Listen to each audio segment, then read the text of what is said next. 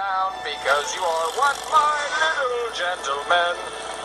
This burrito is delicious, but it is filling. Come on, Anthony, clear back.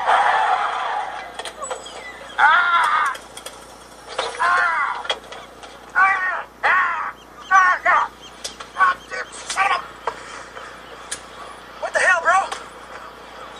Hello, neighbor. Did you just throw a burrito out your window? I believe I did. What are you high or something? Whoa. Did you see what happened? I did see. That was a terrific little spill. That's quite a raspberry. That's my chopper you just thrashed, bros of. Easy, compadre.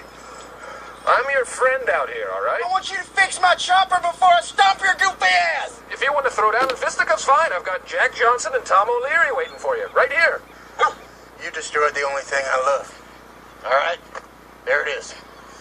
What do you love? I love poetry. And a glass of scotch. And, of course, my friend Baxter here. Well, guess what? Now this is happening. Excuse me. Excuse me. What are you doing?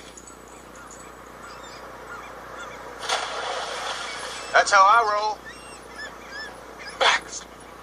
Huh?